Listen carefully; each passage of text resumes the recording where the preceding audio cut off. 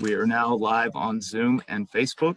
Scott, take it away. Okay, thank you everybody for attending. Cindy, would you please call us to order? I'll call the meeting to order, and it's 5:33. And then next we'll do the Pledge of Allegiance. Okay. We can start. I pledge allegiance to the flag of the United States of America and to the republic for which it stands, one nation, nation, under God, indivisible, with liberty and and justice for all. Great. Okay, thank you. Okay, and I'm going to do a roll call of all the members of the council. Make sure we're all here. I'll start with Shay. Here. Great. We know Scott's here. Marty Yes. and Dibby. You're muted. I Dibby's thought I muted. saw her. Dibby, are you muted? She waved. Okay, sorry, I was looking down. Mute. Abby, I'm here. great. Wanda, Here? Cal, Not yet. okay. Brooks As here. and Kathy. Here, Okay, whichever. There we are. there we go. Okay. And then we need to have an approval of the agenda.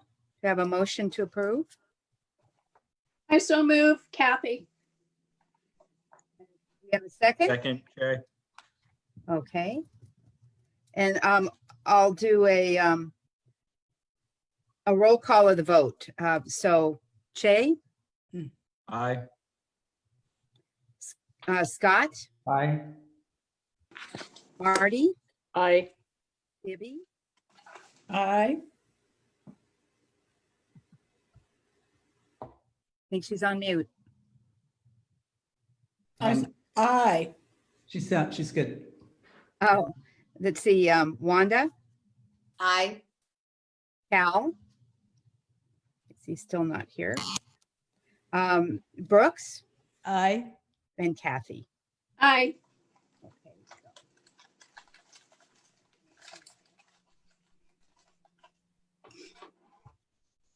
Okay, and do we have any statements of conflict of interest from any of the council members? No?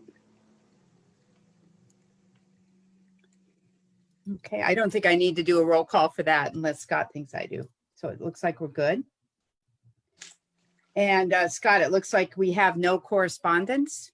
Correct. Okay, now I'll turn it over to you. Okay, consent calendar. The July 15th minutes didn't get posted to the website 72 hours prior. It is there now. So I wish to defer it to the November meeting for approval. Our July 30 special land use permit meeting minutes were posted. And does anybody have any comments or changes? I move that we approve them. Okay. A second? I'll second. Wanda, second? Second. Oh, Wanda, thank you. Wanda, yeah. Okay. And- I'm going to do a roll call again to vote. Yes. Okay, Jay, Aye. Scott, Aye. Marty, Aye. Dibby, Aye. Abby, Hi. Wanda, Aye. Cal, Brooks, Aye. and Kathy. Aye. So passes. Moving on to the next item, approval of the updated bylaws. Everybody received a copy of that 10 days ago. And I especially want to thank Cindy, Marty, and Brooks for the work they did on this. And I open it up for discussion about the bylaws. If there's any comment or discussion, please raise your hand. Is there, and if there's none, hearing none and seeing none, then Cindy, is there a motion? Yes, I move. Brooks, I second. Kathy, Oops. and roll call votes. Cindy, please. I'll start again. Che, Aye. Scott, Aye. Marty, Aye. Debbie, Aye. Abby, Aye. Wanda, Aye. Cal, Brooks, Aye. Kathy. Aye. Great. Okay, that completes consent calendar section, and we'll move on to public comment. Comment from the public regarding matters of general interest not on the agenda, but related to the Sonoma Coast MAC business. Pursuant to the Brown Act, the Sonoma Coast MAC cannot consider issues taken or take action on any request during this comment period due to time constraints. Please limit your comments to 2 minutes. This is first. So it's open to the public for comment. Please raise your hand, or Leo, if you could. Right. So we currently have 3 hands raised. So anyone else who would like to speak, please go ahead and in the Zoom application, select raise hand, and we'll recognize you one at a time. When you're speaking, I'll display the 2-minute timer so that you'll be able to see your time. So first we have Richard James, and then following Richard, we have C. Higgins. Richard, you just lowered your hand. Have you changed your mind? I'm gonna go ahead and start with C. Richard, if you do still wanna. All right, Richard raised his hand again, so I'm gonna go ahead and allow Richard to speak.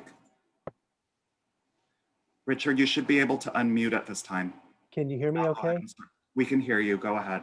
Great. All right. I have some prepared comments and I'll do my best to fit within the 2 minutes. Thank you for this opportunity to address the council. I have 2 issues to bring to your attention today. One, the Portal Bodega parking lot, where fishermen access the bay and ocean to catch fish and crabs, is regularly covered with trash, crab rope trimmings, and thousands of cigarette butts. Last Saturday, I spent a little over 2 hours picking up 811 butts and various other selected items of trash, including crab rope trimmings. There is no easily accessible trash can or butt receptacle. The dumpster is locked, I presume to keep RV dwellers and others from dumping household trash. And the receptacle used for fishing line is usually stuffed with beer cans, bottles, and butts. I have witnessed charter boat deckhands pull trash bags from their truck and dump them in the dumpster when it is unlocked.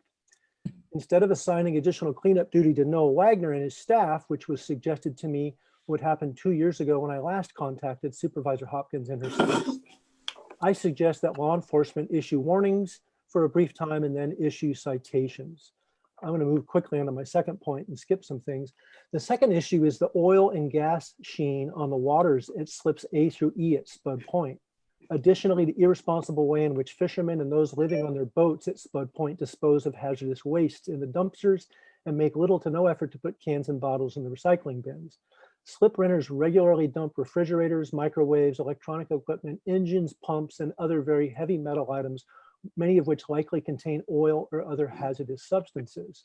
Noah Wagner has told me that he has instructed them to not do this and rather to inform him when they have special items that need special care. Noah's staff pulls these items out of the trash, stores them until a call is made and a special pickup at additional cost is made. Starboard Mariculture grows oysters on the end of slips D and E, and they serve as a nursery for baby oysters. The water of Spud Point Marina is the last place I would want upscale snacks to be reared and stored. I've heard anecdotally that some boat dwellers dump their heads directly into the marine waters. Thank you, Richard. Thank you for this time. Appreciate it.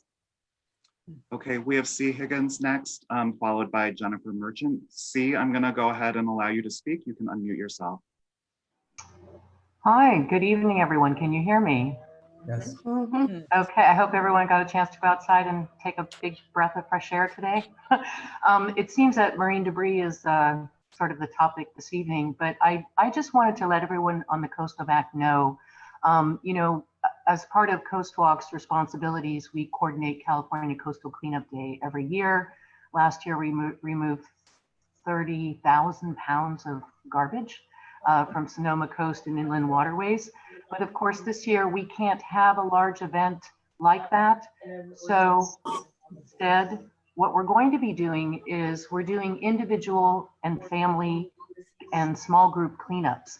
And we are providing everyone with a cleanup kit that has safety equipment in it, a mask, gloves, a pickup stick, a reusable bag, safety instructions for COVID practices and also for beach safety practices.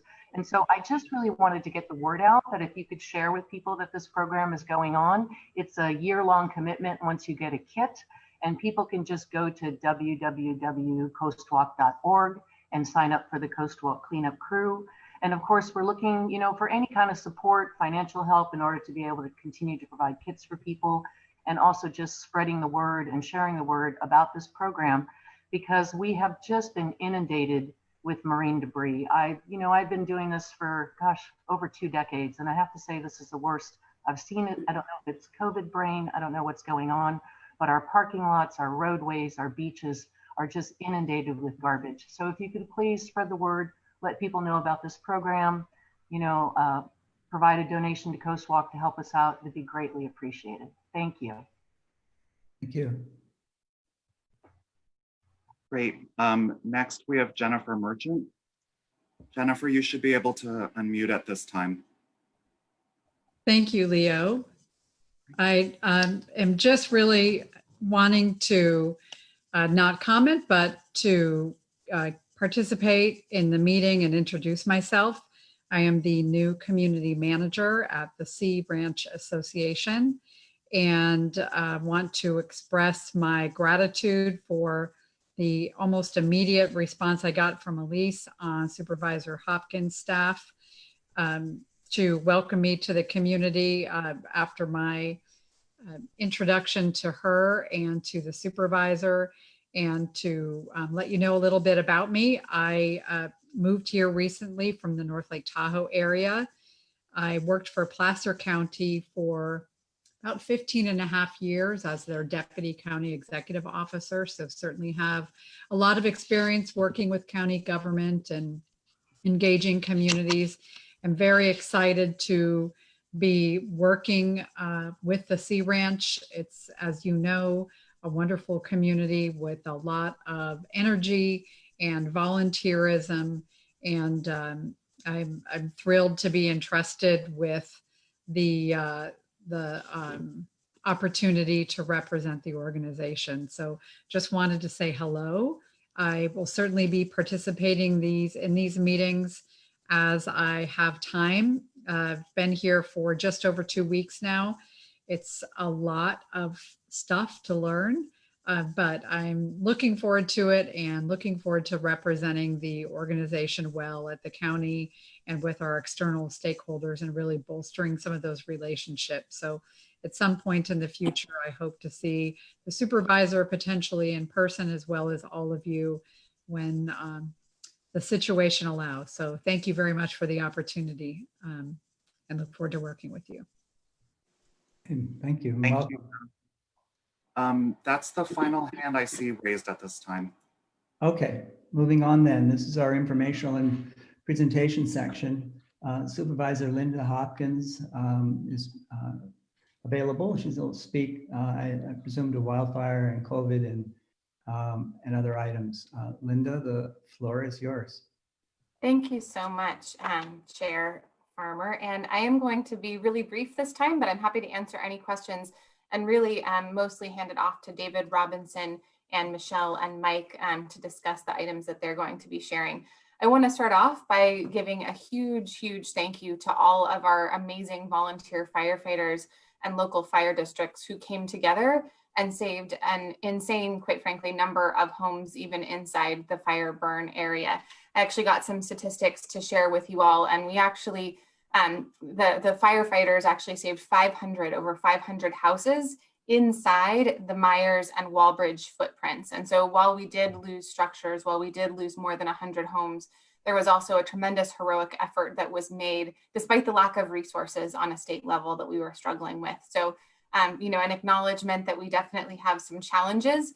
Our watershed emergency response task force, the WORT that's provided by the state, is in the field, and they are identifying those high priority areas for both watershed concerns as well as public infrastructure concerns. And this really applies to the Myers fire along the coast, particularly where it burned down that very steep slope and impacted Highway 1. So they'll be looking at that area in particular and essentially coming up with mitigation plans to try to prevent erosion. So that's a state team that's, you know, they're going to get in, they're going to do their GIS analysis, and then we're going to start deploying resources, including to private property owners, where if someone doesn't have the ability to mitigate on their own, we can have teams come in and provide, you know, those wattles and other things to try to mitigate erosion, basically in preparation for the rainy season. Another quick announcement that I want to make is that community investment fund applications are open. So I hope that C is still listening in, and that we get an application from Coast Walk for some of those fantastic cleanup kits. That sounds like the kind of project that we would love to support. And I know that we can look it up and share the link with you via chat if you need some assistance in finding that form. I also wanted to provide an update on the burned out house in Bodega Bay. Now everyone knows the one that I'm talking about. I'm going to read this because this was a topic of closed session with the Board of Supervisors. So I have to be very careful about what I'm allowed to report out. So this is what I'm allowed to tell you based on county council. The board has authorized council and staff to enter into settlement discussions with the claimant property owners to see if the claim can be resolved without litigation, with the goal of ensuring the safe demolition of the structure as quickly as possible. So essentially what that means is that we are going to try to keep this out of court. We are going to try to move forward with settling with the property owners in the interest of moving forward with demolition, because I know that has been, you know, an eyesore for folks for a long time. And then I won't get into, you know, the topic of Meredith Worth, because we'll get a great update from our county staff in just a minute. I do want to acknowledge the substantial impacts that were felt by the coast over Labor Day weekend. I'm having a Bodega Bay focused internally facing meeting tomorrow, being hosted in partnership with the Bodega Bay Fire Protection District. We have invited our Bodega Bay representatives in particular, because this is really focused on the particular Highway 1 challenges in and around Bodega Bay as it relates also to regional parks and state parks. I think that it would be a great topic for a future conversation if we again revisited, you know, the challenges that we face with respect to infrastructure and tourism throughout the coast, and, you know, what's the vision for Highway 1 in the future? How do we work with our local fire districts? But just, you know, this one's going to be sort of an internally focused Bodega Bay meeting happening tomorrow afternoon. But I wanted to let you know that that is going on and that it is a topic of conversation, because both the lower Russian River as well as the, I would say, sort of south coast of Sonoma County were heavily impacted with substantial gridlock, while we still had the Walbridge fire substantially uncontained there in West County. So that was obviously of top concern. And that was the same time that we had the 120-degree temperatures in, you know, in LA and the Central Valley. So it was a confluence of a number of factors. And I believe that David Robinson will be touching on that as well. Those are my brief updates. And with respect to COVID, I think that was a good cue as well. We do remain currently in the worst tier, unfortunately, in the state, which does not mean that we will be allowed to move forward with future reopenings. We will work with, you know, Dr. Mace. I'm going to be having some conversations with her regarding what exactly is going wrong, because we keep hearing, quite frankly, about other counties that are moving off of that bottom tier and moving into the tiers that will allow them to reopen. But our statistics just don't support that effort. So we're really going to try to, you know, wrap our arms around what can we do to be more proactive. You know, is this stepping up our contact tracing? The Board of Supervisors did invest in standing up a COVID-19 division within the Department of Health Services to try to provide additional support. That will certainly help. And then also, you know, what are some of our challenging areas where we're seeing the most number of outbreaks in Sonoma County, and how do we proactively work and message with those? So I would be open to questions, or I don't know how you want to handle it, Chair, if you want to, you know, then go through David and and the Meredith Wharf presentation is up to you. Are you able to stay with us through the presentations? Absolutely. Why don't we hold the questions to the end, because some may be answered and new ones might arise. Thank you. David Robinson, Manager of Regional Parks. Thank you for coming, and the floor is yours. All right. Thank you, Chair and members of the Coastal MAC. Good to be here. Good evening. Really, I'll just go over some of the things that you already know as being on the Coastal MAC about the increased attendance, but tell you a little about our COVID response as well on the coast and throughout those parks, and some of the mitigators that we're trying to implement to keep the neighborhood safe, keep the folks safe that are arriving there, and keep our staff and teams safe. So as you all know, we've seen an exponential increase in visitorship along the coast. I hate using the word unprecedented because we seem to use a lot of that these days, but it truly is. We saw probably a 40% increase between June of 2019 to June of 2020 in visitorship at Doran alone. We've seen campgrounds that have sold out. 40% of the yearly campsites sold out in the first month of July, or in the first week of July. It tells you that people want to get outside, they want to visit the parks. I mean, these are where people want to go to find a respite. As you also know, when you get temperatures of 100 degrees or more, you're going to get a huge influx of people. Labor Day weekend in an already busy season was something that we've never seen before. We set records at Doran Beach. We were closed on Sunday of Labor Day at 9 a.m. So that means people were leaving their homes at 5 o'clock, 6 o'clock if they were coming from the valley, to locals leaving at 7 or 8. We turned the parking lot over probably one and a half times during that time, and estimate about 4,000 to 5,000 people on our 2-mile stretch of Doran Beach. You know, we saw the impacts in the Bodega Bay Harbor. We saw the impacts at Birdwalk. We saw the impacts on the state beaches. And you know, what regional parks is and I guess what the county understands is, we've known that it's a destination. We've known it's a regional destination for a while. We haven't really understood how much of a regional destination this is. We've been gathering data over the last 3 to 4 months, more so, on where people are coming from, and about 30% of the folks that are going to Doran Beach specifically are coming from Sacramento area. We've been doing similar data gathering along the Russian River too, and interestingly, at least to someone like me, we see that 30 to 40% of those folks are from the East Bay. So anecdotally, what we're seeing is that Sacramento, you've got a river, but you don't have access to the coast. In the East Bay and the South Bay, you've got access to the ocean, but you don't have access to the river. So they're really crossing to come up into Sonoma County and recreate.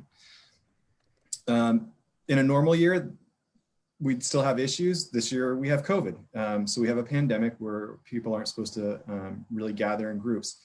We're seeing some people doing so responsibly, and some folks that aren't adhering to those guidelines. During the COVID pandemic and throughout this summer, as we've seen record attendance, we implemented a couple new things. We have a Twitter account now, so Sonoma Parks, follow us, like us. If you're thinking about coming to the coast or river, you'll get a tweet that says we're full. Don't come then, go choose a different park. We've upstaffed our rangers. We're hiring right now. We're finally able to get back into the full swing of hiring. We weren't able to do that because Kaiser and the other hospitals and areas where we do our testing were closed to all the non-essential workers, or essential workers, excuse me.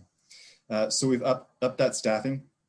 We're outreaching. We're boosting our Facebook messages to the areas now where we're seeing people come from. So we're boosting our Facebook messages to say, hey, choose something else in the river this year to the greater Bay Area, or choose a different choice to the Sacramento area to say, hey, coast is going to be full. We are putting out mask dispensers. If you've been out there, we have free masks. So if people don't have them, we're encouraging them to wear them. We have signage at our restrooms, more signage than I've seen, telling people to stay 6 feet apart. We have restroom cleaning contractors now. So we actually have a contracted service that's been going out and cleaning 1 to 2 times a day.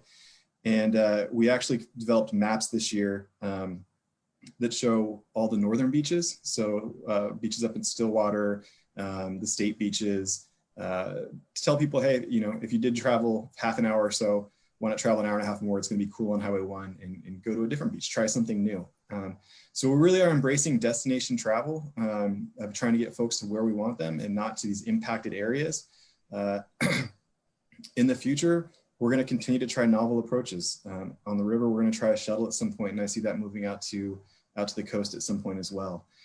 So we're really working, hopefully hand in hand with other creative private industry that want to do this as well as we do.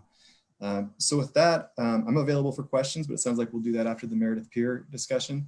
And thank you for your time.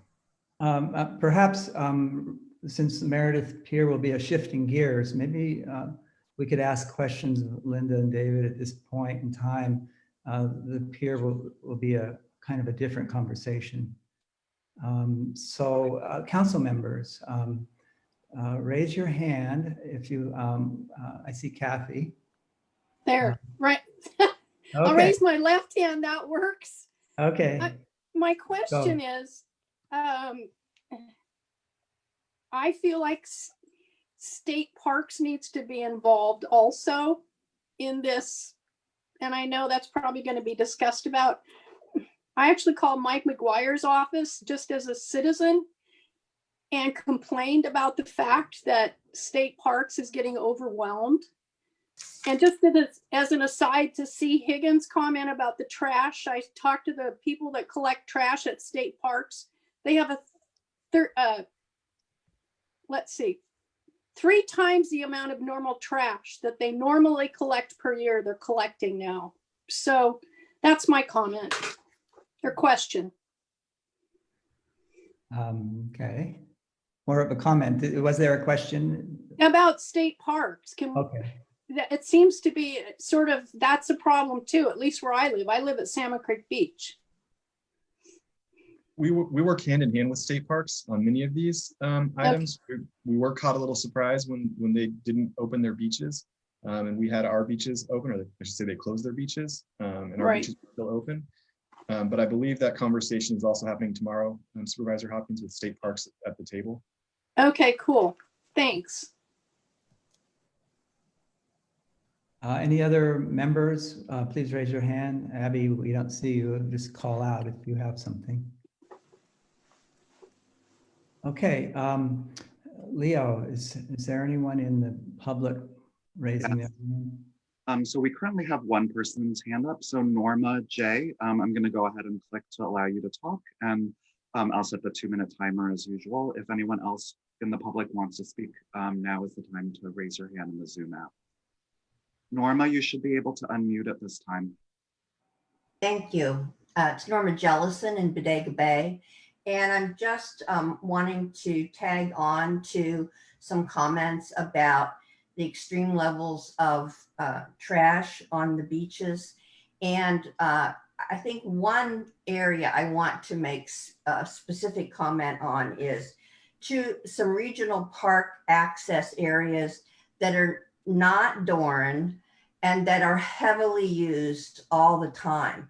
One being Scotty Creek, part of which Regional Parks owns. It is heavily used all the time, and there are no restrooms there. And I think that's really unfortunate what that results in on the beach. And I'd really like to see regional parks looking at that area as far as overuse. Other areas, probably other people can speak to. Pinnacle Gulch is a mess, as is Shoretail Gulch. And that didn't used to be that way. And after when the pandemic reopened and Bert touted those areas, suddenly people discovered them. And the use of those areas has increased exponentially. So all 3 of those are pretty bad areas as far as they're not Doran and they're heavily used and they're heavily impacted. And particularly of concern is when there are no restrooms. Okay, thank you. Okay, we have 3 hands more. So we'll do Robin Rudderow's comments next, followed by Carol Slenica. So Robin, you should be allowed to speak at this time. Go ahead and unmute. Good evening. Thank you for letting me have a minute to talk. I have a couple of comments and one question. With regarding trash and traffic, and I appreciate that Supervisor Hopkins is going to be considering those issues. I wanted to also mention that there's been a real problem with fireworks being shot off, mostly at the state beaches, but there needs to be a greater integration between state parks and the county parks, because this is all one location, and our neighbors are being impacted by these fireworks going off and the fear of them creating fire in our area. I also wanted to bring to your attention that due, I suppose, to the campgrounds being full, that people are camping all over town. You see RVs parked. A lot of them are just lined up on the road out to the head, but in other parking lots and on streets. Lastly, I wanted to ask David if he is considering that once the shelter in place is removed, if are you factoring in that there will be a reduction in the number of people coming out to the coast? Thank you. Thank you. And Leo. There we go. Thank you so much. Those are great questions and great statements of the problem. I am hopeful. I'm hopeful that when we're not the only game in town, that people will enjoy going to a mall or going to a movie, or visiting a festival, or going and trying something else again. The other side of that is I'm thrilled that a lot of people are trying parks for the first time and are finding joy in those parks, and will hopefully support them. And I think it's a great opportunity for us to educate people about the trash and about the consequences of their actions, so that we have true environmental leaders and folks that are champions for the park system in the future. So that's a little bit of a nuanced response, but I do think we'll see some decline and also opportunity with the people that are visiting us now. Thank you. Next, we have Carol Slenica, and then John Woodward, you're on deck. Carol, you should be able to unmute. Hi, I'm speaking from Jenner, and I just want to underline all the things that you already said about Bodega Bay, except that we are especially impacted by the state park problem here. Our town parking lot belongs to state parks. For a while it was closed. It's open again now, even though the visitor center is closed. And of course it's overflowing. People are parking all along the side of the road. They're parking all along the side of Goat Rock Road and anywhere else they can park.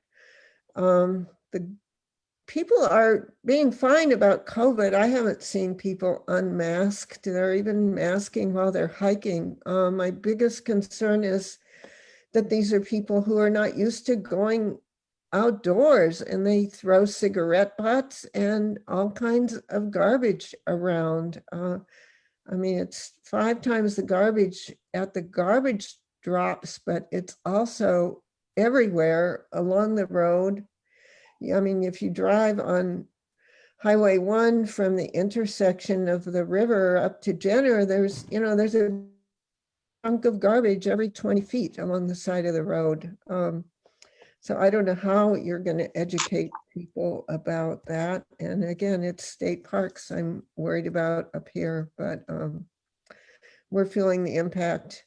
Most people here don't even go outdoors on the weekend because there's so many tourists here. And I think we need to stop inviting people here for for the time being. But again, they're going to come from the parks, which is very nice. I'm glad they're discovering the outdoors, but how can this education actually take place? Thank you. Thank you. Thank you. Yeah. John Woodward, you should be able to speak at this time. Go ahead and unmute. Thank you. I just wanted to make mention that I'm actually trying to be a new resident in the Bodega area, and my wife and I are in the process of moving from Southern California to North. And quite frankly, this kind of shocks me, some of the issues that we're dealing with, because I thought we're trying to get away from this, not to actually get into an area that's experiencing just parking issues, garbage issues, just massive crowds and so on and so forth. But what my question is that I appreciate what the county and what the state parks are doing and whatnot, and I realize that you're trying to come up with ways that we can potentially educate the public and whatever. But then also, how much of this is a problem where it's also commercially where we're just overselling to come out to the area as a potential tourist tourist venue. Is that changing the actual complexion of where we live today now? Because if it is, how do we fix that? Or even if it is possible to actually fix that, again, I'm just asking a question and whatnot. It just pains me what you're saying. It seems almost that this whole COVID thing, it just, what we've done to our national parks, how we're loving them to death. That's kind of what's taking place here in Bodega Bay now. So don't have a question or really more comments. I don't have a solution and whatnot, but that's pretty much, I just wanted to sound off of my observations and what my concerns are. Thank you. Thank you. So there's no additional hands raised at this time. Okay. Let's move on to the Meredith Wharf rebuilding plan.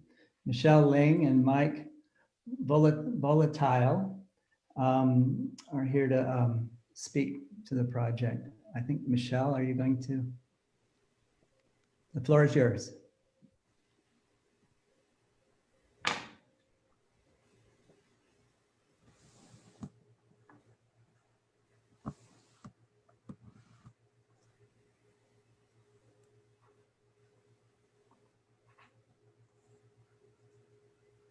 Well, we can't hear you, Michelle. Are you muted? Or are you giving it over to me?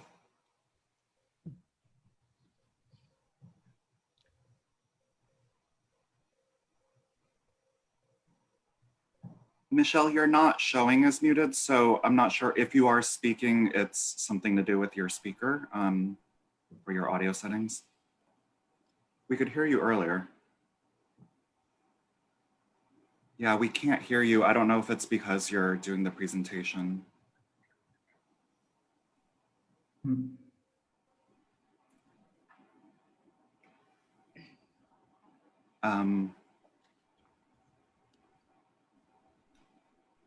Michelle, is there anything else you can try?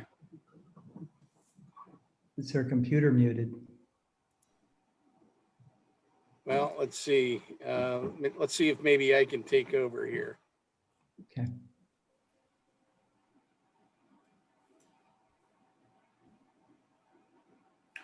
Oh, that you did just change from mute to unmute, but I don't know. Now you're muted again. No, we still don't hear you. Oh, there you are. Volume. It's a volume thing, sounds like.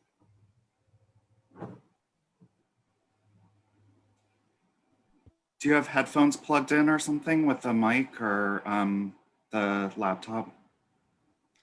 We could hear you say sorry as though you were far away.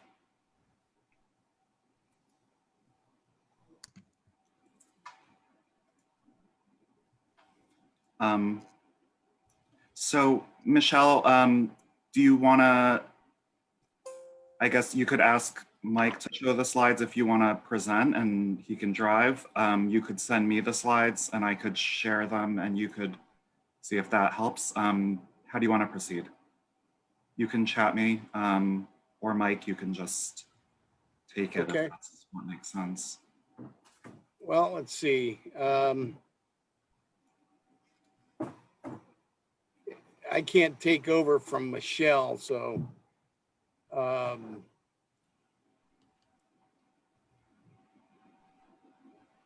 here we go. Okay, I'm sorry. I have stopped sharing, but for some reason when I share, then I cannot talk. So, Leo, I will try to send you the slides, but Mike, you should have the slides and you can share. Okay, we do hear you now that you're not sharing.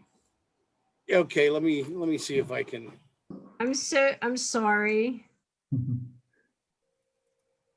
Yeah, let's see if I didn't have them. Let me send Leo, queued I'll up. send you. I'm going to send you the PDF so that it will open. So annoying. Anyway, Mike, why don't you introduce the project a little bit? Sure. First off, thank you for inviting me. I really appreciate the opportunity to present the project that we're about to embark on. We've been going through quite a bit of planning, and we have spent a lot of time preparation for this project. We discovered essentially that the project, the pier itself, is built on fill that was installed during its construction, its original construction, and a heavy slab was poured over about 2/3 of the footprint of the building. And what that does for us is gives us the structural capacity to actually drive heavy equipment onto the pier deck. And that's key because we're able to do most of the work, if not all of the work, from the land side of the pier. And versus the water side, and that consequently saves us a lot of time and a lot of money. So that's the plan. We're excited to get going. I think I feel like a racehorse in a starting gate, just ready to go. Right now, oh, here we go. So can all of you see this screen? Oh, yes. Yes. Okay, so let's just roll through the slides real quick. This is just a title sheet out of the drawing set. The next slide shows the actual footprint of the pier, and you can see the outline of the building itself. And that white area is the heavy, thick slab that I was talking about.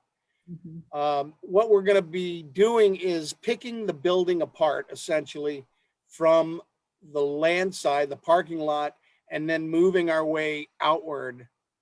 And little by little, just picking the building, loading it in trucks, and hauling it off to the landfill.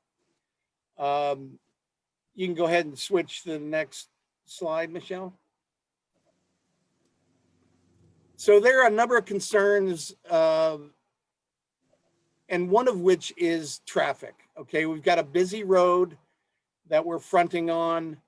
We also have two popular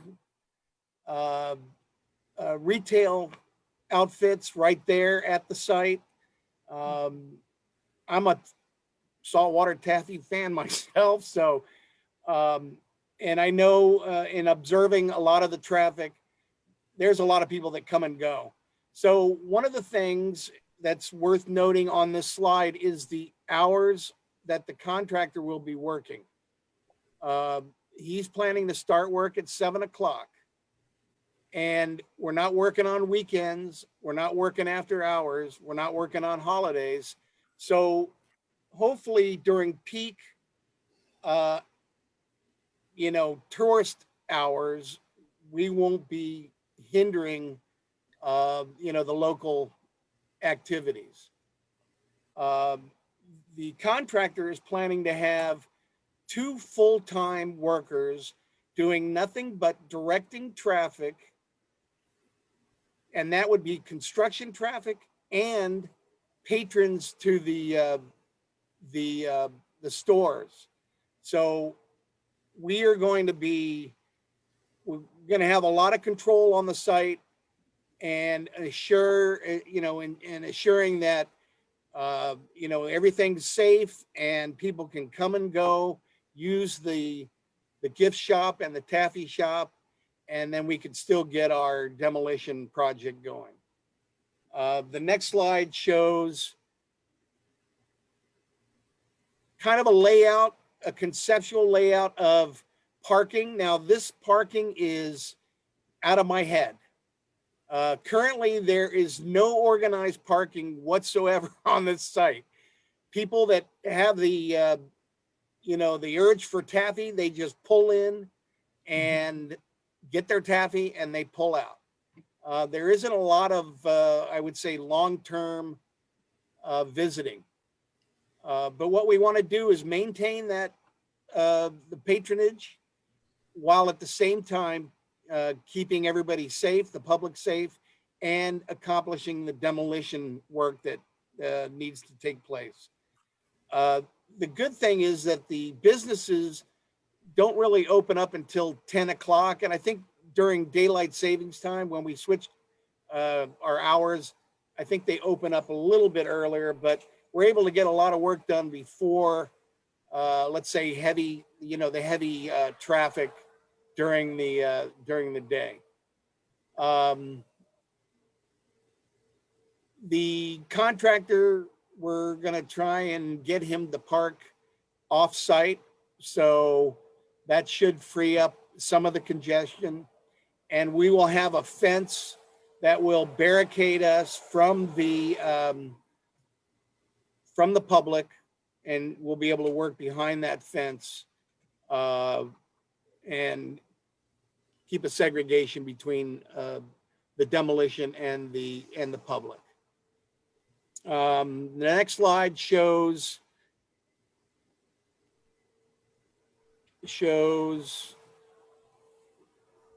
can you get the next slide, Michelle? Oops. It's Leo actually who has to. Oh, Leo, you got it? Okay, sorry. I'm sorry, it's not. Let's see, is that showing now better? There you go. There it is. So one of the things we're going to do, and demolition is kind of a messy operation. We have a number of controls that we are going to impart during the work. One of them is some air monitoring in and around the construction area. And what you see depicted here are air sampling pumps and then a device that will actually measure airborne particulate. And that provides us the ability to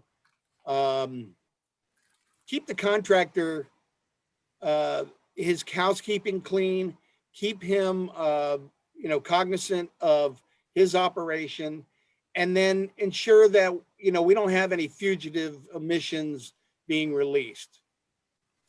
The box that you see there is real-time data, so we'll be able to see right on the spot what the fibrous aerosol count is in the area. You see the blue arrow, that shows kind of the prevailing wind direction. And obviously, we're going to try and focus our monitoring downwind, because that's the likely high excursion areas. So this is an important measure of control that we're gonna have. I have a third party independent engineering company that's going to be providing this service for us. And so, you know, that's one of the areas that we're going to use to control the actual work on site. The next slide, Leo, is the water side controls. The contractor is going to actually put netting in and around underneath the pier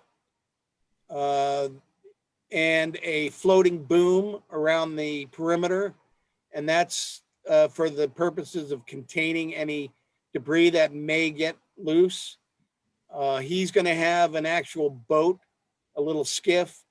And if we do find that debris being released, we're going to pick it up immediately.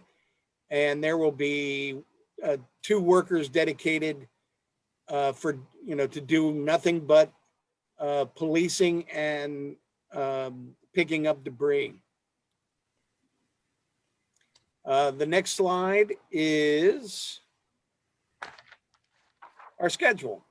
So the way it looks now, we're planning to start the physical work on the 5th of October. The 5th of October, let me back up. The 21st of September is when we're going to start installing some of the control measures. So the debris net, the floating boom, those types of things we will be putting in place. Then on the 5th of October, the hazmat crews will come in and remove any hazardous materials from the building that they can safely access. Now, the building is a dangerous building. It is, in fact, I was there yesterday, and it's getting worse by the day. So we want to be careful to keep everybody safe. We don't want to put anybody's safety in jeopardy. So we're gonna remove as much as we can. Anything that we can't remove before demolition, the hazmat crew will be on site during demolition to address any hazardous materials that we encounter during demolition. So the 2 contractors are going to work very closely together, and in about 3 weeks, from October 12th to the 30th of October, we will have this building down. Next slide is Michelle's stuff. Okay. I'm just wanted to talk a little bit about our community outreach and communications associated with this. As we have started to work on this project, most of the reactions from tourists, from community members to the actual pier and the building, is kind of a range, but we generally hear, there's obviously concerns from the businesses that are right on either side of the pier. People are obviously concerned about the environment and the traffic. A lot of people think it's a really cool building and just want to know what it is. A lot of people think it's a terrible eyesore and just want to know what it is. And there's a lot of question about why it's being demolished and what's going to happen. So the next slide. In an effort to kind of answer those questions, I think, this project itself is an opportunity for us to recognize the rich history of both the pier and this particular area. It's also an opportunity to highlight a cool, Discovery Channel type mega structure, with the netting and everything that will be kind of interesting. And then also it will leave a blank slate for us to talk about what, the community wants in the future, and what will be there, and what is the coast going to look like, what is Bodega Bay coastline going to be. So the idea is to have many points of contact. This town hall, there's a town hall about just this tomorrow. And we've been in close touch with, the tenants, shopkeepers, business owners in the area. I've also reached out to the Historical Society and the Chamber of Commerce to just get as much information about the history and the pier itself. The plan is to have a website that's from the county.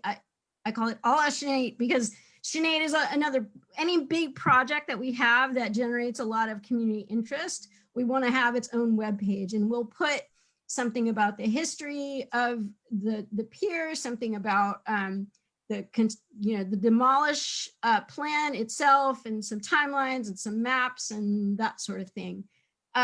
We want to have probably I'm planning big signs that will go mesh on over the chain link fence in the area.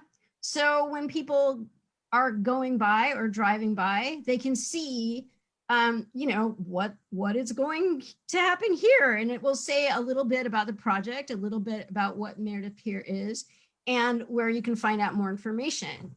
The Chamber of Commerce and the Historical Society have been super generous about, sharing with me information that we can use and that we can put in a brochure, maybe do a little sandwich board or something at the visitor center because it's very close by.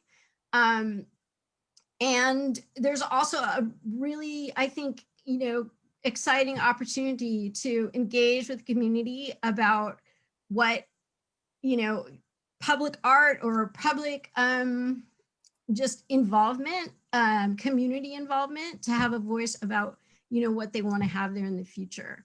I've heard some really cool stories from the Historical Society about, people that lived, that worked on the pier, in the cannery, that are still around. And I think that's a, really interesting part of the whole thing. So we want it to be, as far as communication, both something that gives information about our process and the safety, but also does something to tell people about the pier itself. And I think that's all we have. I just should note one other thing. I know we're going through this pretty quickly. Our main objective is to get the site safe. Right now, the building is coming down and it is shedding debris into the water, and it's an attractive nuisance. People want to try and climb on it, and it's a real problem. The objective of this project is to make the pier safe. And that's really it. There will be some of the pier left behind when we're done. We don't have the funds to remove the entire pier and replace the pier with anything or restore to its natural state.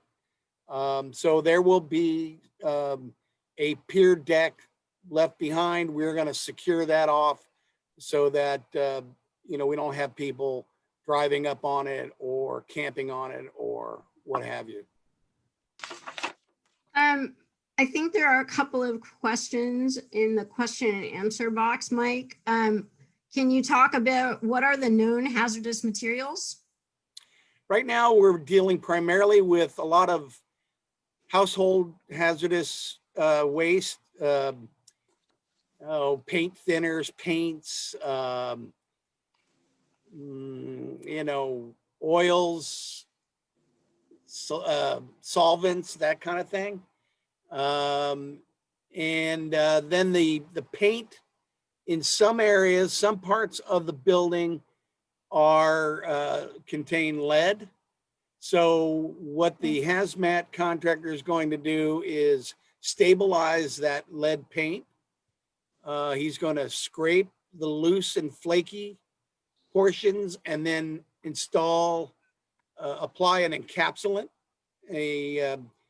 Basically, it's a solution that's designed specifically for lead encapsulation. And then as we demo, he'll be applying that lead encapsulant to areas that he wasn't able to access before the demo started. Someone has asked about Creative Sonoma, and I'm glad you mentioned that because I have engaged with Creative Sonoma is a county agency that engages art projects and that are through the county, and I think that they are a great partner. I've been talking to them about what we can put there to help educate people about the site, help educate people about the pier, say something about the history of it, and something about maybe the future. So I've been engaging with them, and it's a department, and Kristen Madsen is the head. They're really excited to work on it, but it will be kind of, after. I mean, the demolition is the primary part of is the project. And what comes next will have to be a subsequent project. But I think it's a great blank slate, for the community, especially with all of these issues that are coming to the fore with more people, more visitors and everything else, to be able to think strategically in the community and have a kind of a lightning rod or some, an area where people can think about what do they want to have there? What do we want the coast to look like? So I'm hoping that, it will be interesting. I think people will be, it will be a curiosity, and it continues. I mean, it is one now and it will continue to be one. So we want to put something there that will be positive. People, the remaining pier, it's not that we're going to get rid of all of the wood parts, but that concrete little slab will still be out there. And it's possible, we don't know exactly how it's going to go, but whatever we do, it could be a park, or it could be a parking lot, or it could be fishing, but that will have to be another project completely. We don't have money. What we want to do is get rid of anything that is damaged, deteriorating, and crumbling. So there are portions of the concrete that are installed on top of the wood decking. And the wood decking can no longer support that load. And then there are supports underneath that are failing. So when this project's done, we're going to get rid of everything that is deteriorating, crumbling, dilapidating, failing.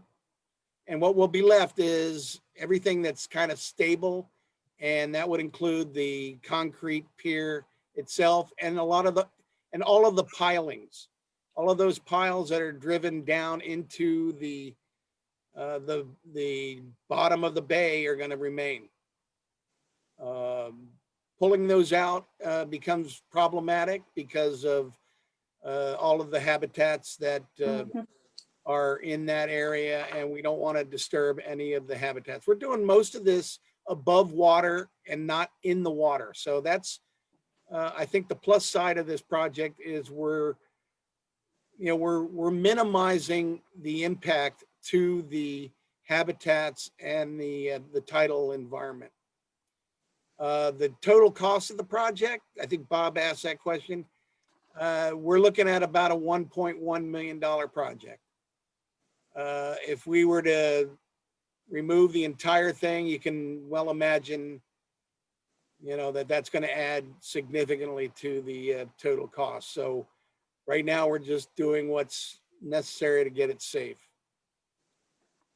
And should we open up the Q&A to council members? Kathy. I have a comment, actually a suggestion. I live 1 mile north of Bodega Bay at Salmon Creek Beach. And I would suggest that you might consider stopping construction on Friday at noon, because there are a lot of people that go up to Sea Ranch for the weekend.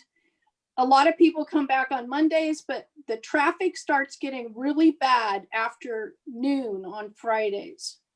So you probably don't like hearing that, but we've I love encountered hearing that. I No, love hearing that. I need to hear that. And that's- seriously. No, that's feedback that I welcome. Okay. And we, I will do my best to pass that on to the contractor, and I see no reason why he wouldn't be able to work with us on that. I think that's a great point. Okay, and then Michelle, I just wanted to mention, you brought back old memories. When I first moved to Bodega Bay, I was a commercial fisherman, and we came by boat from Monterey Bay, and my first trip that we sold in Bodega Bay was to Amadeo Fumasi at Meredith Fish Wharf. So that was in 1976. You look great. You look great. You don't look old enough to have ever been like working the pier. But there are some fantastic stories and pictures, and I certainly don't want to lose that rich history. Yeah. Especially the community in Bodega Bay is right. We don't want it to just go away and disappear. And so that's why I've engaged so much with Creative Sonoma and the Historical Society to be sure that all of this, cool history is captured. Good job. Yeah. If you have any pictures, send them to me. That would be cool. Okay. Any other council members with comments or question? Hearing and seeing none. Leo, you have some people on deck? So right now there's nobody with hands raised, but there are additional questions in the Q&A. So why don't I go ahead and read them in case anyone does want to address them. So Jenny Nichols was asking what type of wood is the building made from.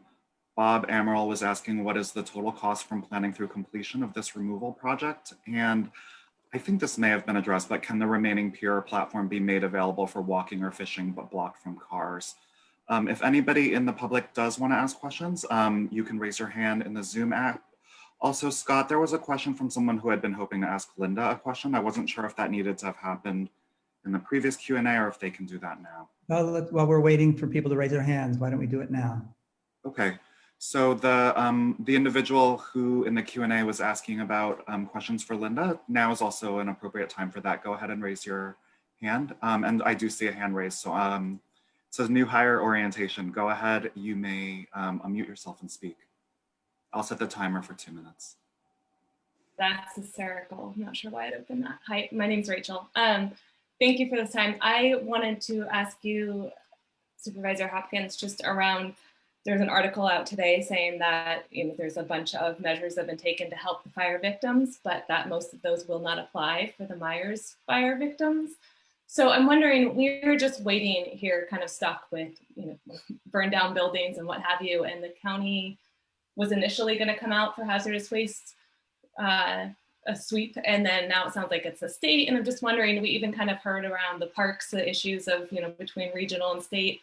How you guys are handling the kind of, I guess, working with the different agencies and the different levels of government in order to keep things moving forward? Because I definitely feel like we're seeing a lot of shuffling, and I know it probably feels fast in the world of not being the people sitting looking at piles of rubble, but I'd love to hear how we can know what's next. That is a great question. And so one of the challenges is that when we pass these urgency ordinances, they can't apply in the coastal zone because any changes to the local coastal plan have to go through the California Coastal Commission. So I actually was in touch with our director of Permit Sonoma, Tennis Wick, earlier today, and we are essentially working with a number of coastal counties that were impacted by fire, including Santa Cruz, to try to have a group ask of the Coastal Commission that would be regulations that are very similar to what we passed inland. So the goal actually is to develop consistency. The sort of main highlights, I would say, of the ordinance that we passed yesterday was it allows you to live out of an RV or a trailer while you rebuild. There's also a vacation rental ban for new permits within the burn zone. And then some sort of streamlining of processes as well.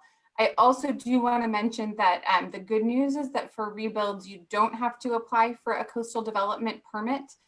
We can actually handle that through the county without fire survivors having to go through the Coastal Commission and having that additional layer. But this is a challenge, and I will send you via the chat my cell phone number so that if you have any specific questions or you need any assistance at all, you can reach out directly to me, and I can make sure that we're trying to find a way to navigate and that you're kept up to date with what the latest information is.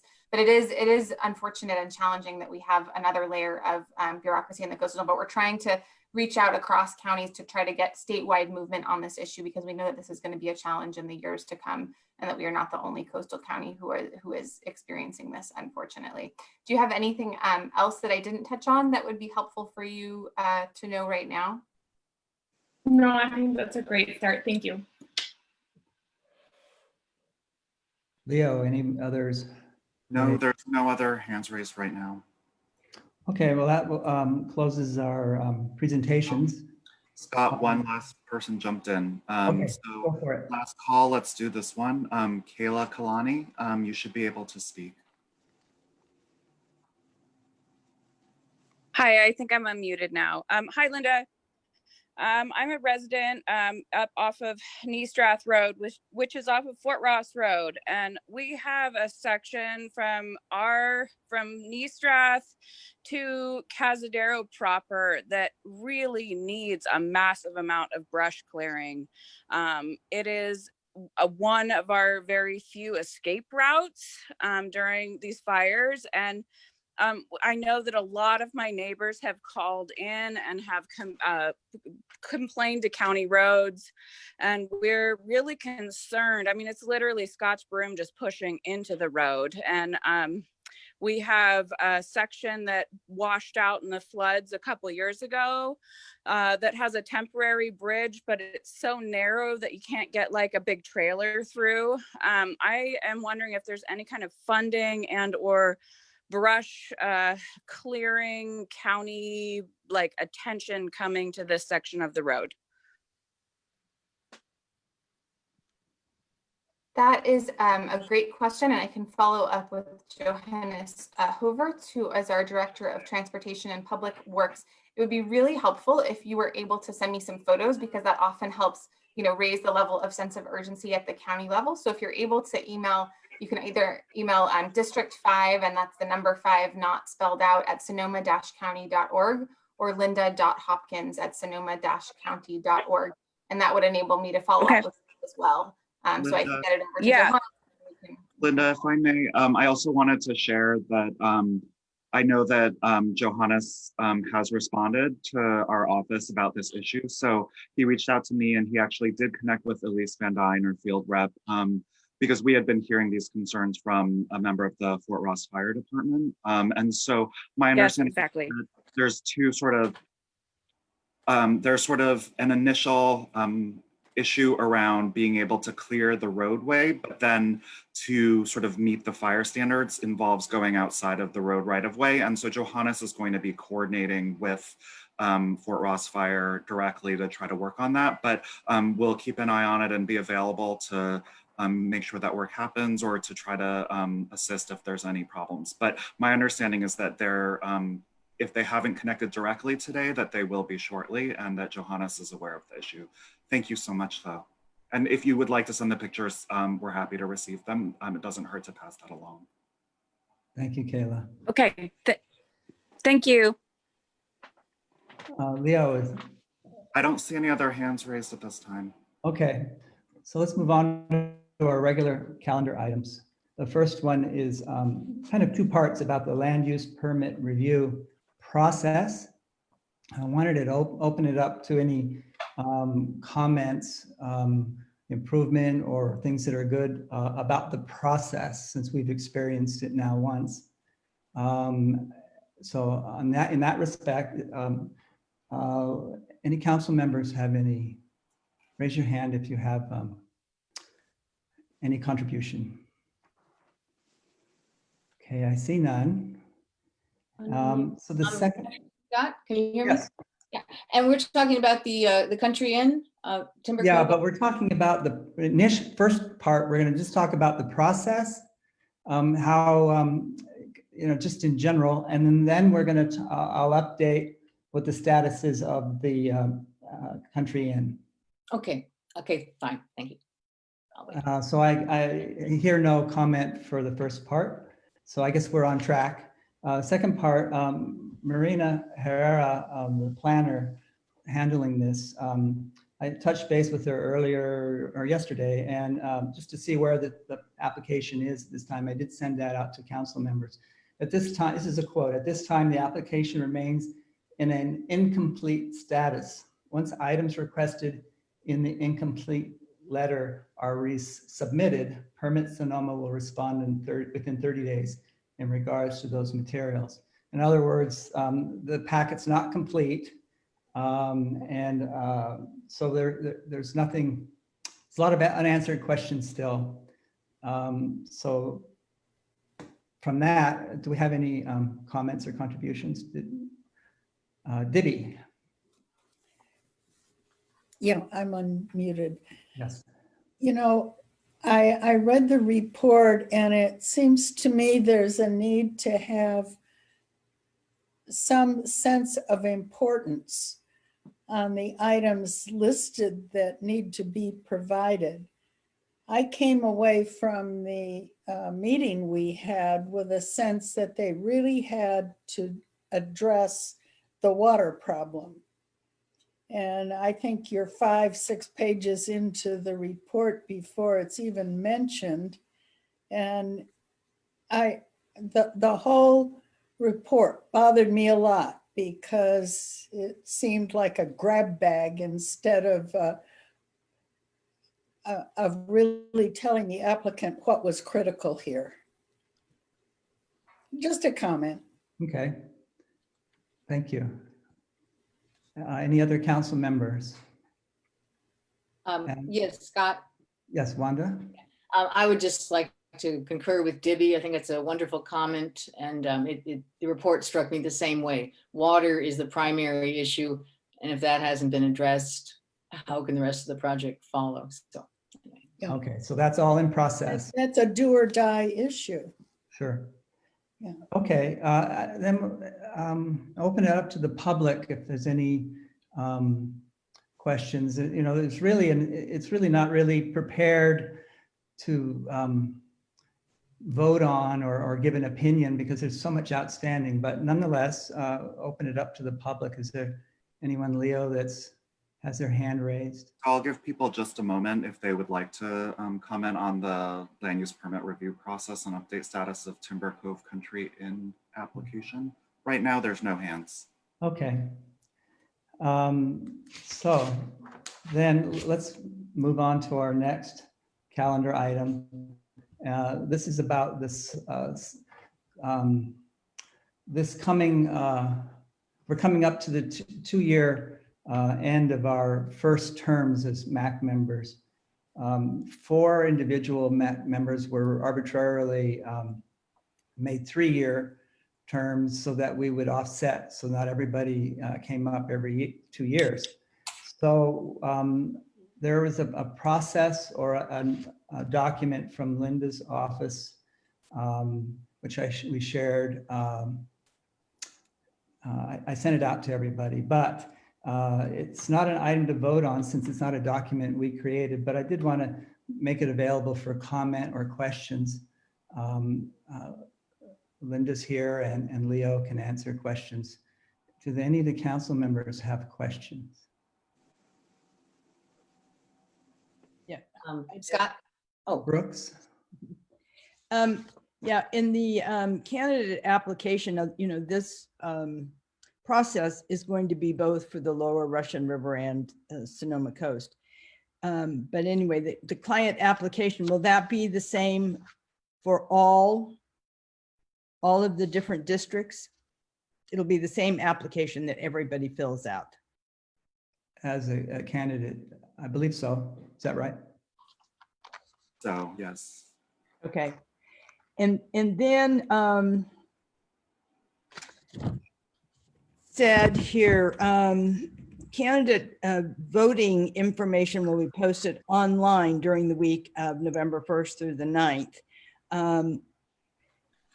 Then I assume that each of the areas can do their own distribution of that information, like say to Bodega Bay, we can get that out so that we're not just relying on the online from the MAC website. Absolutely. We would really welcome any community participation in terms of disseminating the information. And if there's anything that, you have ideas, just let us know and we would love to partner and support that work. Again, we want to obviously get the word out as widely as we possibly can online, community bulletin boards, anything like that. I remember post offices were a popular location for posting some information as well. Yeah. Okay. So wide distribution, that's good. Thank you. Any other questions or comments from the council? Yes, Scott, I have one. Wanda? Yeah, I just want to actually thank Linda's office for making an exception of the Fort Ross area just due to its size and and its difficulty with us pulling off an election, allowing for recruitment that would be based on or followed up with approval by Supervisor Hopkins. But I also want to make that clear to anyone. I mean, this information will be getting out to this area, but just to make that very public that the Fort Ross area is being, we're not participating in this election process. It will be more recruitment. Someone's interested in becoming the representative. That's great. So I just wanted to say that and thank you. Now, rather than electing people, we're really nominating people, and it's intended to be flexible for each region, and you are our example of flexibility. Thank you, Scott. Okay, does anyone in the public have a question or comment about this process? Leo, is yes, someone... there's one hand raised. So Robin Rutterow, I'm going to go ahead and allow you to talk. Go ahead and unmute. Thank you. I was very involved in the election in Bodega Bay for our initial COSTMAC representatives. And we're a larger area. We have a larger population. We have 2 representatives on the board. I'm not sure any other geographic location has that. I think it's really critical that we have some type of public forum to present the candidates to the community. And I'm hoping that the county can facilitate some type of Zoom event. I also think that it's very critical that we get ballots mailed to the registered voters in Bodega Bay area. That whole process was handled very poorly last time. I understand there's some concern about the expense. I think if it gets handled correctly this time, we can have somewhat of a democratic process. If we just put up ballots on the website and invite people to find their way there, we're not going to have a great sense of participation. And I'd really like to ask strongly that the county support mailing ballots to all registered voters in the area. Thank you. I mean, I got to get it out more. I mean, I'll do CHCP, but I want the ad. Do Linda or Leo, do you want to comment on that, or? Yeah, I just want to say thank you, Robin, for that feedback. And also thank you. I remember you worked tirelessly 2 years ago. And I remember you were tabling at different meetings at the firehouse back when we could have those kinds of meetings at the firehouse. And so thank you very much for your participation. I'll definitely take your feedback back. And then I do know that actually, I think as part of this document, I'm pretty sure we put it in the document. Otherwise, it's something that I just discussed with Leo and Elise, but there is a time window for when we will have those candidate forums, and we will absolutely support that with exactly what we're doing tonight, right? Run the technical side of things. Perhaps we can get an independent facilitator that's not from our office to ask the questions and to, to manage it so that there's no, potential bias or anything like that for existing MAC representatives versus folks who are running as new. I don't want to create any perception of bias. So we might get someone external to run that. And I can confirm that the document does include that the candidate forums are to be held the week of November 10th, and then the voting would be November 17th and November 27th. Okay, any more in the public? No, I don't see any other hands. I encourage people to participate and put themselves forward. It's very enlightening, and it's a great group of people, and we really learn about each other so much. And I really encourage those that have run, but also just everybody to consider it. It's really good. So I think that's it for this. Let's go on to council member reports. Myself, Chair, I just wanted to speak to a couple of things.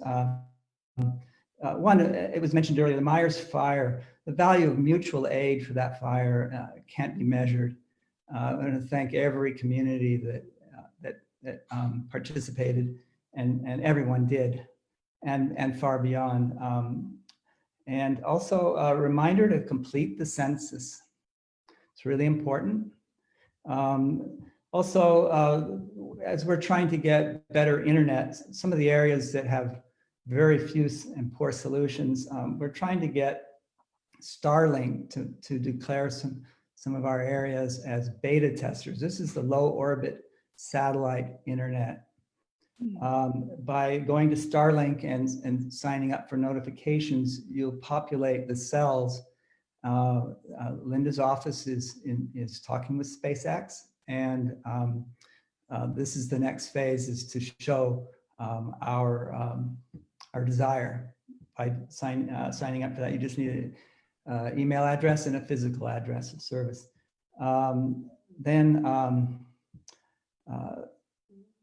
Just to reiterate the call for candidate applications.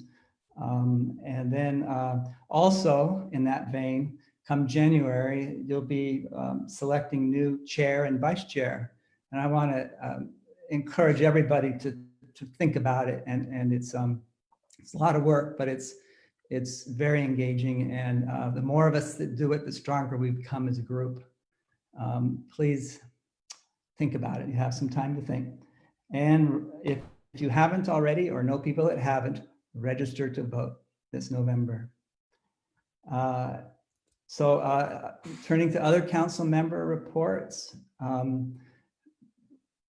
Anyone, council members, raise your hand if you'd like to comment. Brooks. Yes, just wanted to know what is the latest time schedule? Scott, can you hear me? Oh.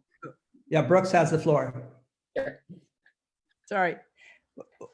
What is the time schedule for the local coastal plan?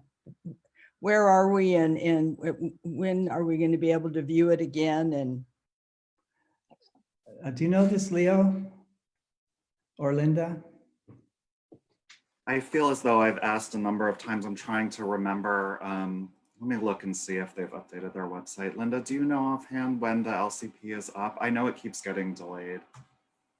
I'm in the same status. I feel like I've had this conversation with Cecily and Tennis multiple times, and with the whirlwind of the fire of the past few weeks, I would have to get back to you on that. But we can definitely look into it and follow up and get that to all the MAC reps. Yeah, good. I mean, I totally understand that, but we certainly don't want it to sneak sneak by us without having preparation time to look at it. Absolutely.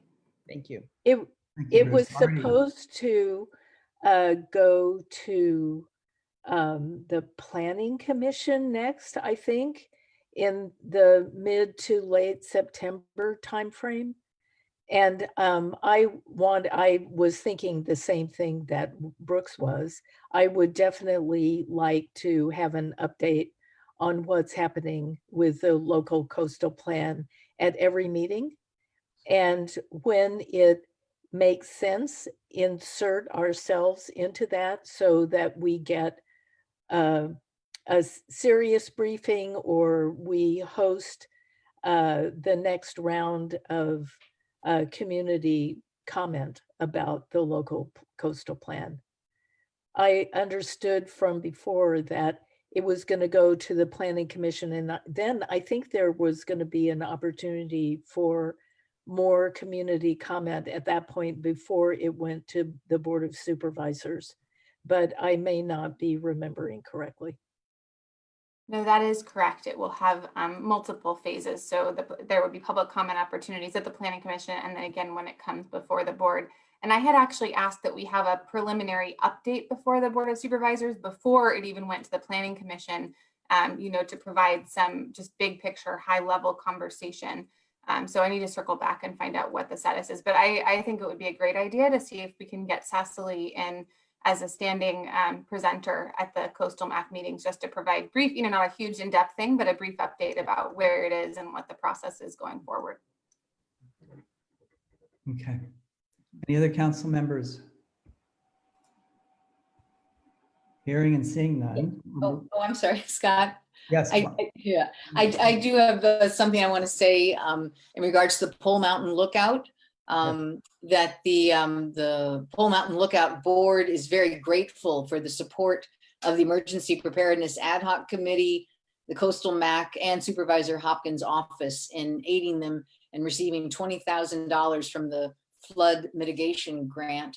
Also, thanks to the July Coastal MAC meeting, also Vesta Copeland's Sonoma County Gazette article and social media, and through all that, they've received generous donations, and they continue to seek and receive grant money for any completion of the building project, and also they'd appreciate notification of any updates on the PG&E settlement or any other grant opportunities. Thanks. Thank you. Okay, moving on. The Emergency Preparedness Ad Hoc Committee report. Paul, Leo, if you could bring Paul Plecos up. Absolutely. To the panel. There you go. Thank you.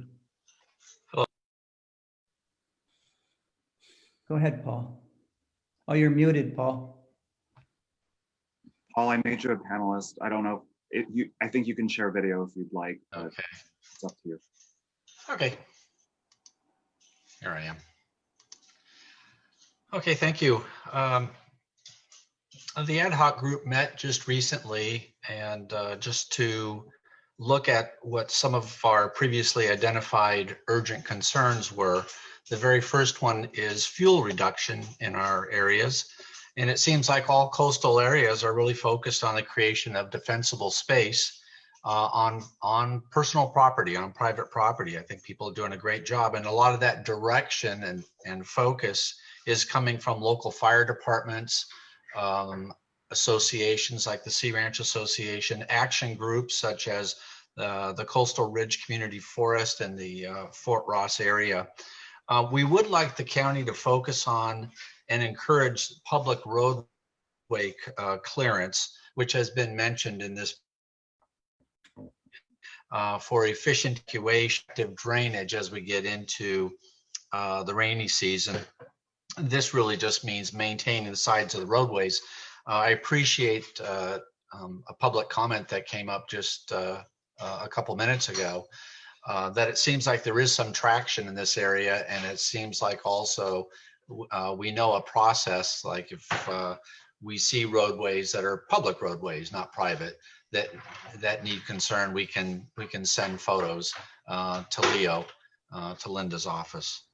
Our subcommittee is also going to try and gain a better understanding of what the actual focus is of County Roads Department as it relates to brush clearing along roadways and drainage, and the county strategy for fuel management. I think we have a lot more to do to educate ourselves as to what the county is proposing as it relates to fuel management.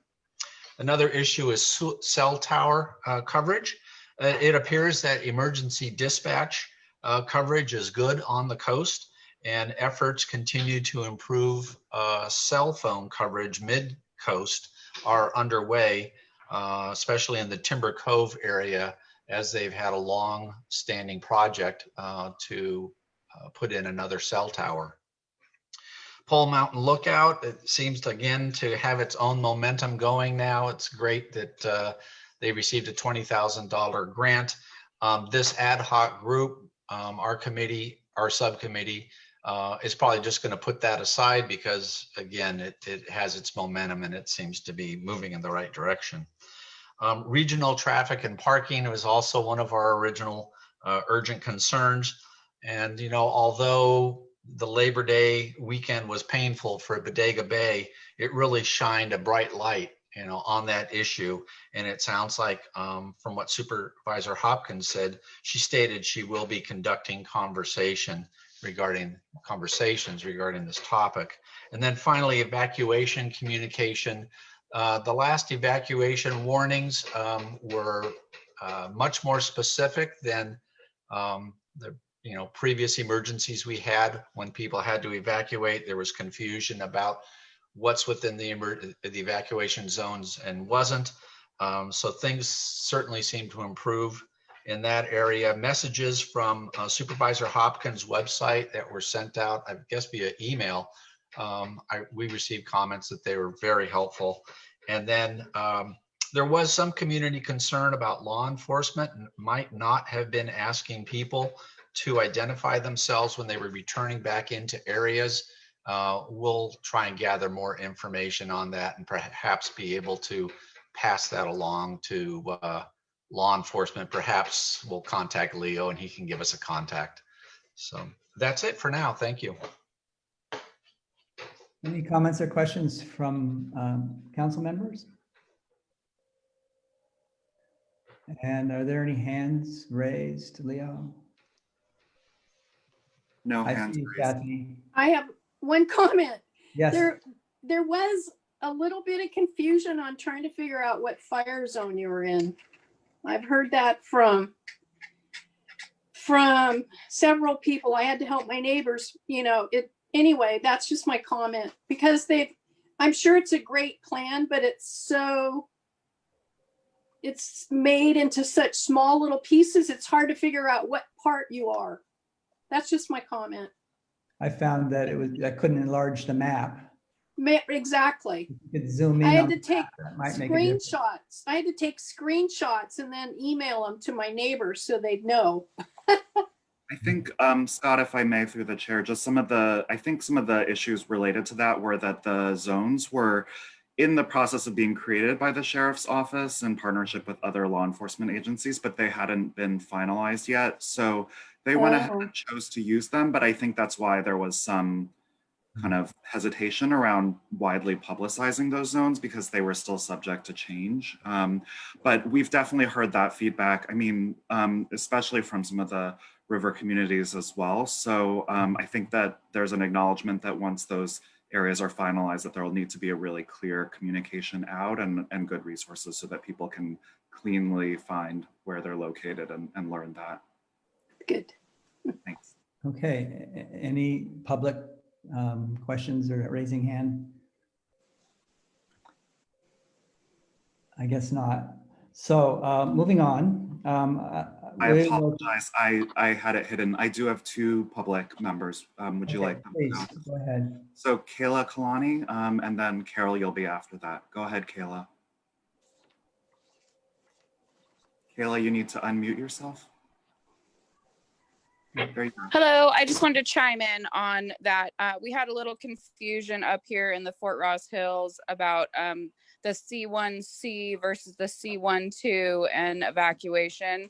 And I have to say, I really appreciated the focused maps. It really made a huge difference. Our local community group actually really made a huge difference in terms of everybody finding out exactly where they were located.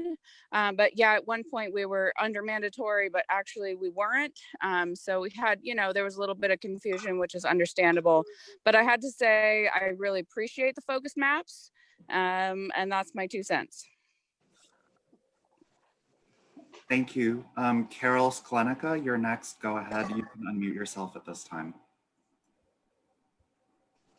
I also want to comment on the maps. They were very helpful, but several of us in Jenner were talking today and comparing to what we heard about Santa Cruz County. We think it would be really helpful if they could simply be numbered instead of these kind of 3-part designations we have. We're here in E1, I can't even remember, 1E1. Anyway, why not just have 1, 2, 3, 4, 5, however many there are? I think that would be simpler for people to remember their name. Thank you. Thank you. I would add, we're happy to pass along any feedback, but I think the sheriff's office is the entity holding the sort of map creation in partnership with emergency management and CAL FIRE. So you should certainly also feel free to offer them any direct feedback about the maps. But we're certainly collecting comments and we're happy to share anything that we're hearing from the public with them as well. Thanks. Okay, thank you. Was that it, Leo? Yes, that's it. Okay, moving on. I'm sunsetting the bylaws ad hoc committee as we have completed our task. In Brooks. Yes, I know we've completed our task of the bylaws, but what about policies and procedures? I understand that maybe we shouldn't change those, that we should work underneath that. Maybe Leo knows more about that, that the policy, Elise was explaining policies and procedures would get this board of supervisors. I know in some of my conversations with Elise that I think when the River MAC was initially starting to do the policies and procedures, some of them kind of duplicated the bylaws. So I know that that was one concern, not to have redundancy, but if there is a need for policies and procedures to sort of deal with specific operational details or something, we can have that conversation. I'm not sure where it landed for the Coast MAC. Okay, well, yeah, I can understand. I have read through them. I think they need to be tidied up. However, I think that we can easily just work under the bylaws, because I think we did a good job on those. I think so. Whatever is the wishes. So why don't we sunset the bylaws ad hoc, and we'll take up the possibility of policies and procedures if we deem that necessary. Okay. All right.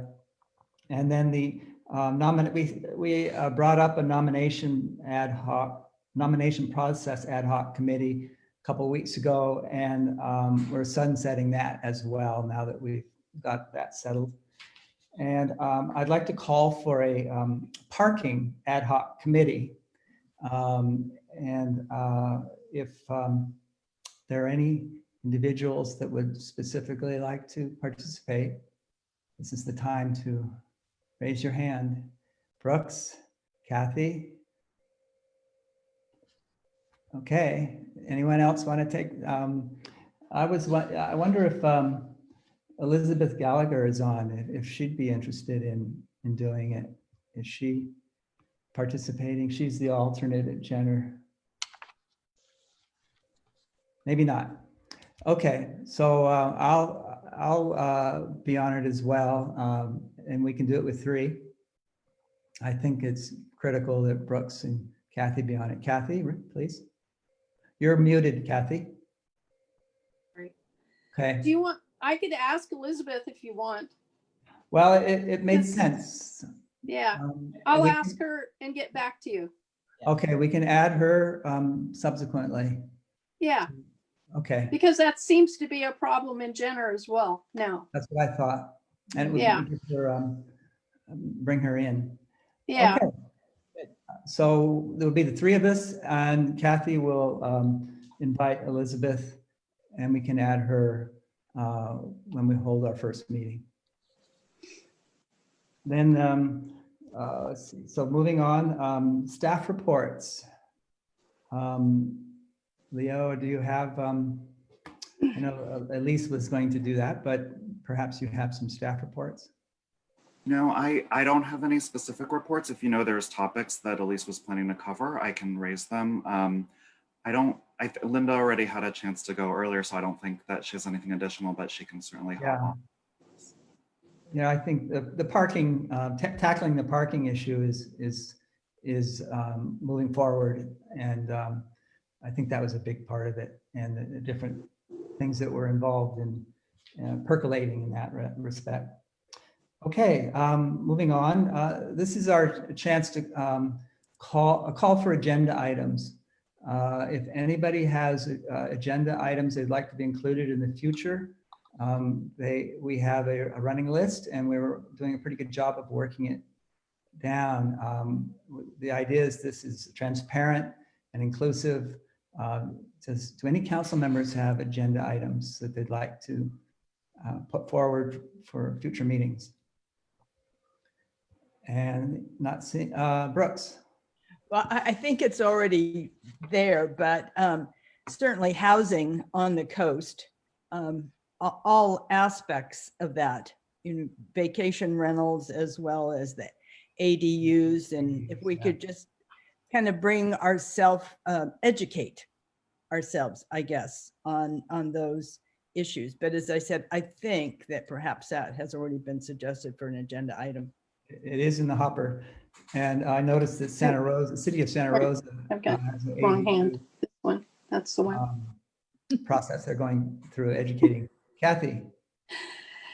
I'll bring this up. I bring it up at every meeting. How can we, and I heard concerns from people that have talked tonight, manage tourism so that people can enjoy our beaches, but the people that live here can also not feel like they have to be sequestered on the weekends. It's a big deal. And I think it needs to be an ongoing, honest conversation. I think that's fitting into the bigger discussion right now, isn't it? Yes. It implies that it's all part of it. Yeah. Does anyone in the public have agenda items they'd like to put forward for the future? At this time, there's no hands raised. If anybody would like to raise a topic, please do so right away. Raise your hand. There is one now. John Woodward, I'm going to go ahead and allow you to speak. You may unmute yourself. I just wanted to restate what Kathy's Beck comments were. I really have nothing else to say other than that. I'd like to affirm what you're saying is there's a balance between, in fact, I even just looked up what access dwelling unit meant, or accessory dwelling unit is, some type of balance as to residents and really what is transient types of rentals and so on and so forth. That's a problem. I didn't realize that was actually up where we were trying to move. So thank you very much for bringing that up. Thank you all for your time this evening. Thank you. I don't see any other hands raised. Okay, well, I want to thank everybody for doing what they do. Thank you, Linda, for all that you do, and Leo, and Jason. So, everybody stay safe. We appreciate you. Thank So you. Okay. I'll move that we end the meeting. Any second for adjournment? Second. Che, do you want to take a roll call, Cindy?